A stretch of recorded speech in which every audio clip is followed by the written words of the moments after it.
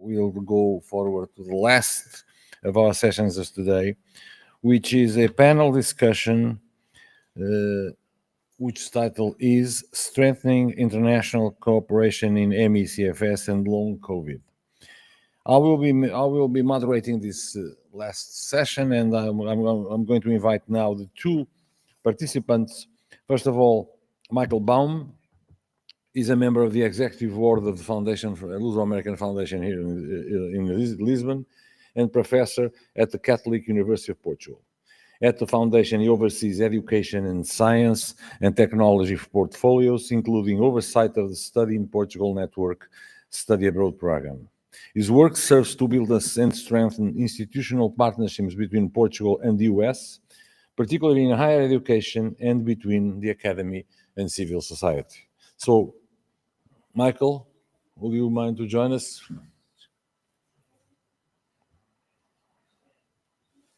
Thank you.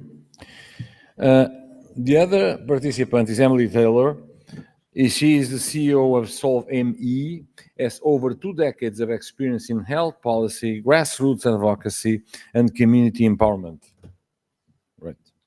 She has been instrumental in advancing research and amplifying patient voices for ME, CSF, long COVID, and other infection-associated chronic conditions and illnesses. Emily?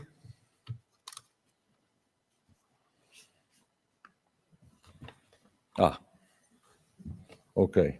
Hello, Emily. Hello, I can hear you loud and clear. Can you see us? Yes, I can. Okay, we can also see you and hear you, so that's perfect.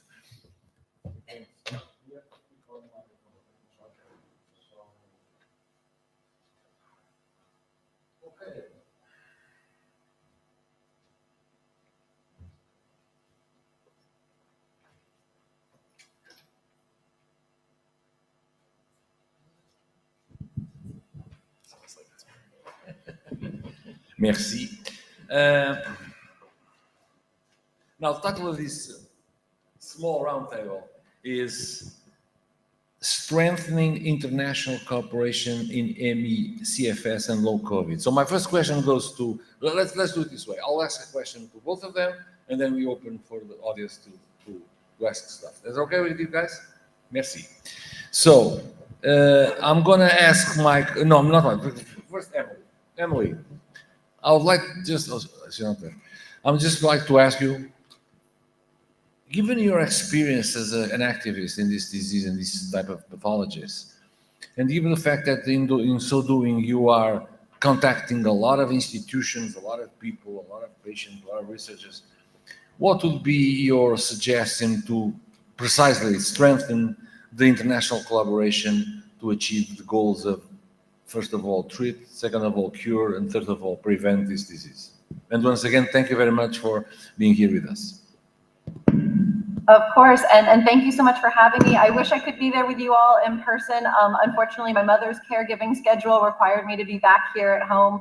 As you know, my mother is a person with this illness, so I come to this disease space with a deep empathy and understanding of what it means to both talk about the lived experience of our loved ones and try to marry that with the science and the immense flywheel of understanding that we've developed, especially in the last few years with long COVID. So I really, and I don't mean to sound flippant, but I really bring it back to the values of our organization, which are science-driven and patient-first.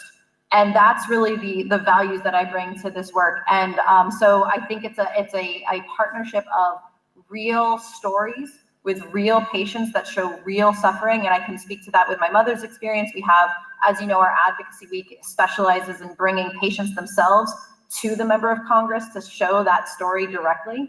And then preparing those folks with real data and important data that can tell the story in the big context of the large impact internationally. And that's where I really think our international collaboration can come, is that element of data sharing and showing that this is a global issue. You know, COVID was a global issue. This did not hit just one country or one party. So I think really it's what unites us in fighting these illnesses that brings the strength together. And that's what I try to focus on when in my messaging is how this is something that touches all humanity, and it both through the economic lens, through the social lens, through the clinical lens, that all aspects of our society have been impacted by this in some way.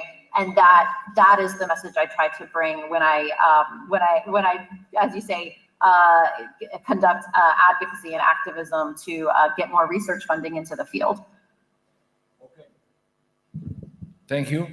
Michael, as a representative of one of the most important foundations here in Portugal, one that was set up many, many years ago precisely to increase the connection with the US, and has been doing so in a very, very, very efficient way. It's a really prestigious institution.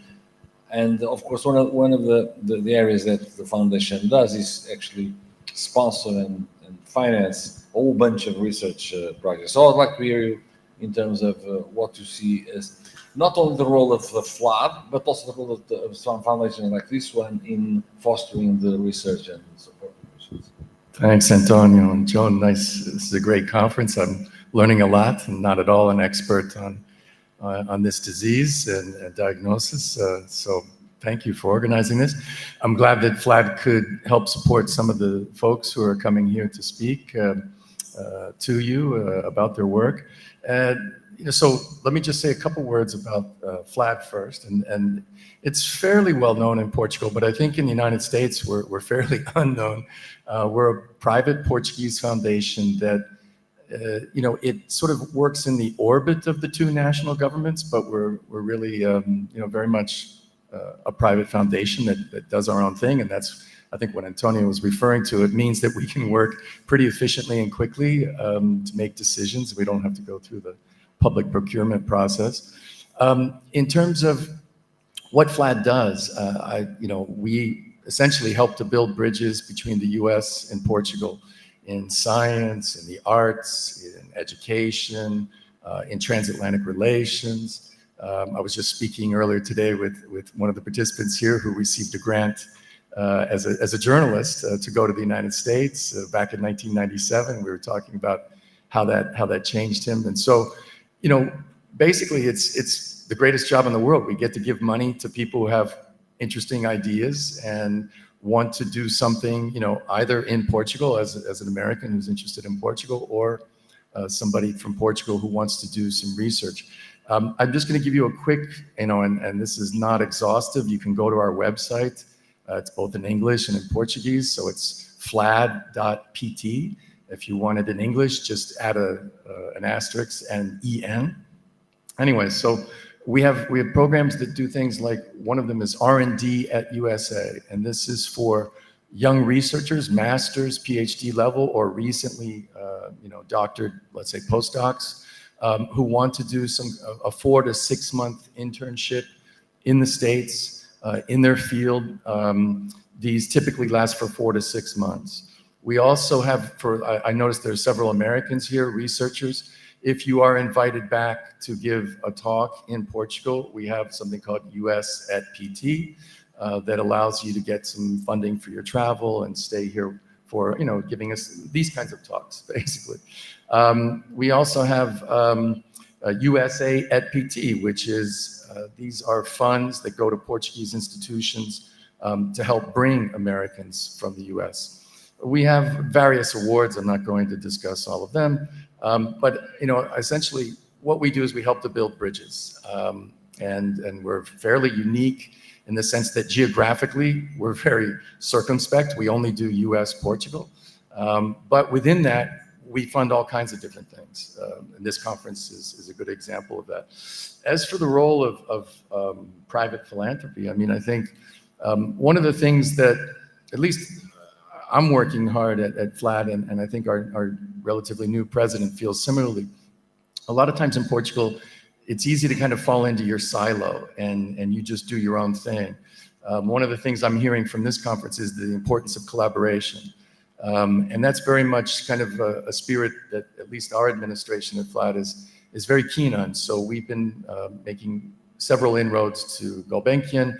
to Champalimaude and other foundations. You know, typically we kind of have our backs turned to each other. But I'll give you one example. We were approached by ISBE, which is the Portuguese Center for Investigation in Cancer Research.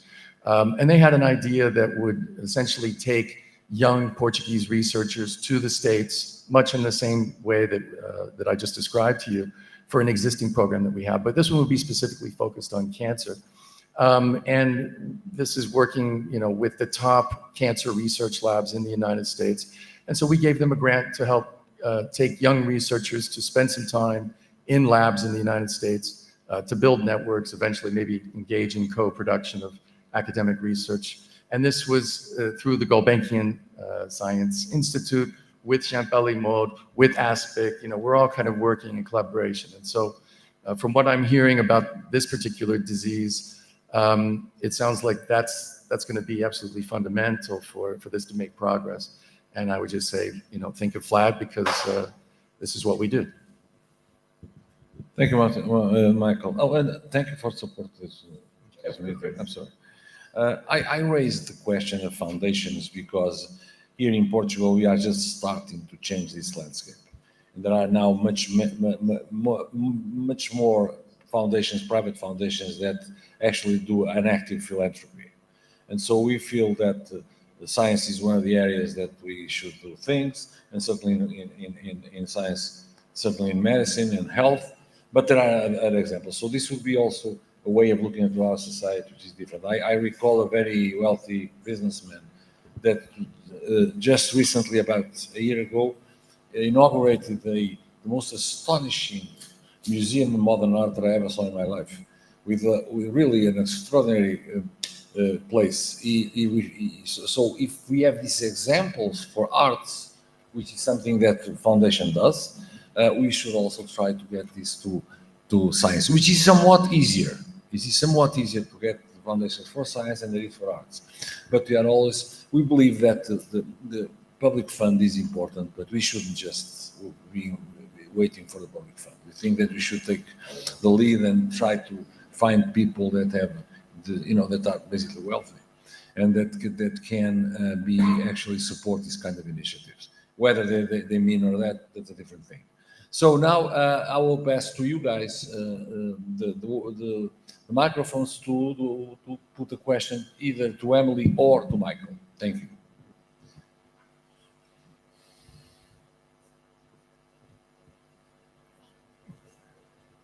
It's a long day, so. Good afternoon. Please. Just how do people approach you for grants? Do you have a specific time of the year? It's continuous. So how do they approach you and where do they go? Should I take first crack at this?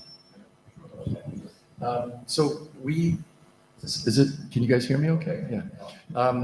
On our website, you can see there are certain grant calls that we have that are time delimited.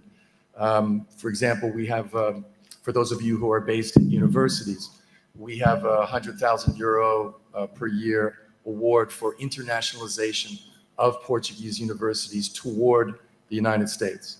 And so this grant call is open for 3 months, from May until September. Other grants we have, for example, essentially the mobility grants for Portuguese to go to the States or vice versa. They're on a rolling application basis. So if, let's say, your conference is going to be in April of 26, you might need to have your request into us. It's all on our website. I don't have it all memorized, but let's say it's about 3 or 4 months before the conference. And even if you haven't been formally notified that your paper has been accepted yet, but you've already applied, you can still submit your application to us by the deadline date and say, I'm still waiting for notification. And then once you get your notification, we write the check, And so it's the nice thing about it is it's a fairly flexible foundation. We get lots of what we call ad hoc requests. So, this is just somebody writing an email to us and saying, here's my idea. Is this something you're interested in? I can tell you internally, the way this usually works is whether it comes in, say, through me or maybe someone who works with me, it'll make its way to the person who's in charge of that portfolio at FLAD. Typically, they kind of give an initial, oh, this looks worth exploring. And then they give it to one of the operational people on my staff or whatever portfolio we're talking about. And they do an initial sort of analysis. And then that request comes to the executive board. Right now, it's just myself and the president, but typically we're three. And the executive board makes the decision, and typically you'll get an answer fairly quickly. So it's a pretty flexible foundation. Yeah, John. I'd love to jump in on that question quickly as well. SolveME has 3 grant programs available to international participants and U.S. Participants as well. I'll go in order from largest to smallest. Our largest is our Catalyst Award program, which are one-time awards that are for research projects, direct costs. Those are available by invitation to participate for submitting an application only. Our open access program is our Ramsey Award program that is currently undergoing a revision, but when it is relaunched, will be a rolling application cycle, and that really focuses on early career researchers with the focus of allowing you, the researcher, to create pilot data with those funds that you can go on to submit to other grants for follow-on purposes. And the third program, the smallest, is our Micro Grant Award program, which is overseen by our Lived Experience Task Force. This is our most flexible program. Everything from educational programs to travel awards. This is really at the discretion of our Lived Experience Task Force. And so that's an opportunity for very small one-time payments that can be used for a variety of purposes. So that's the different opportunities we have, and all those opportunities are open to international participants. Thank you, Emily. John? So I had actually 2 questions. One was for Emily. Michael Baum described how Portuguese foundations are starting to work or network together to address complex issues that require working across silos. And my question was, are there comparable movements in the US? And then the second question was for Michael. Given that you're doing this work and you're working across silos, and we know that there are recognized centers of excellence in the United States, is there any thoughts about potentially including US foundations, Open Medicine, SolveME, in that? So that's a 2-part. Maybe Emily wants to go first. Emily, go ahead. Emily, you wanted to Okay. go first? No problem. That is a great question, and I wish I could point to more examples of this type of collaboration in the United States. I think we are recognizing the important need for all of our different organizations, nonprofit actors, for-profit actors, businesses, NIH and government partners to really come together in a cohesive whole on this, because the resources are so scarce and there's no room for duplicating efforts or leaving gaps. So it's too important, and we're working on such tight budgets that we really need to collaborate in order to move this field forward with all of the different opportunities there are. So the one opportunity, or the one success story I will point to in this area that I think I find is a point of pride here in the United States is the NIH MECFS roadmap. This project was a fantastic collaboration to really bring that spectrum of different stakeholders to the field to have those conversations. And I really stand by the direction and prioritization of research that is shown in the NIH roadmap for MECFS, because if and when, let's think positively, when that research plan is funded, I see that as a real comprehensive mechanism moving forward to create that synergy. And then the last thing I'll add, and this is something that's very close to my heart personally, and I feel a very deep connection to this area, is data sharing.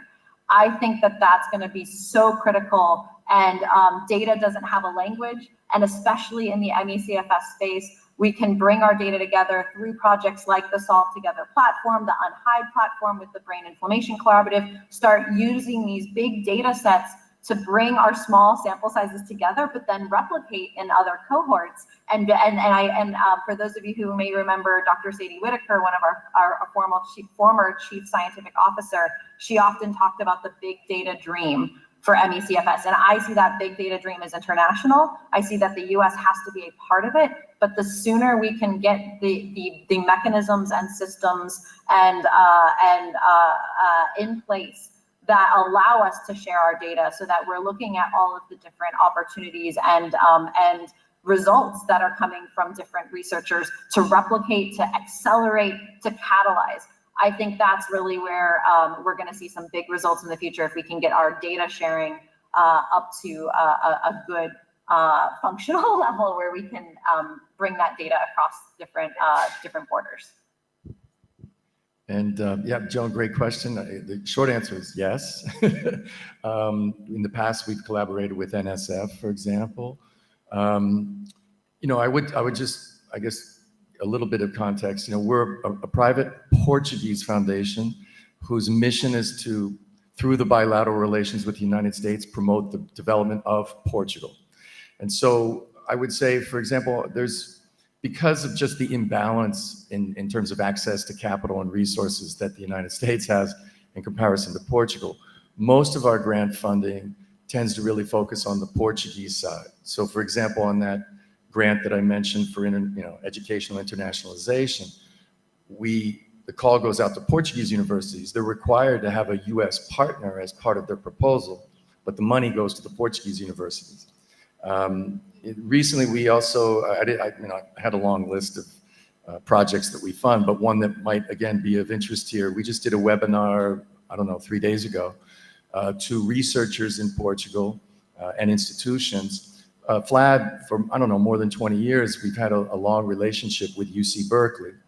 And recently we kind of, I would say, deepened that relationship by partnering with the National Science Foundation here in Portugal. And so FCT. And so FCT is now putting in money, FLAD is putting in money, and this is helping to, I would say, cement a private fund that exists at UC Berkeley, a couple $1 million to fund building links between Portugal and the US. So even though it's not a foundation, UC Berkeley being generally regarded one of the top public universities in the United States. So again, for Portuguese-based researchers who would like to do a stay at UC Berkeley, it also funds researchers from UC Berkeley to come to Portugal. It can also fund students, and that just happens to be one that popped into my brain. But there's I would say, total openness on our part to collaborating and leveraging our funding with other institutions who want to row in the same direction. Yeah. Thanks, Michael. Another question, please? Comments? Great.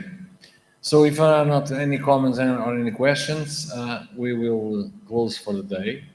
Thank you very much for your stamina in staying here all day long. It has been a pleasure, and you'll see you tomorrow at 9 o'clock. So thank you very much once more.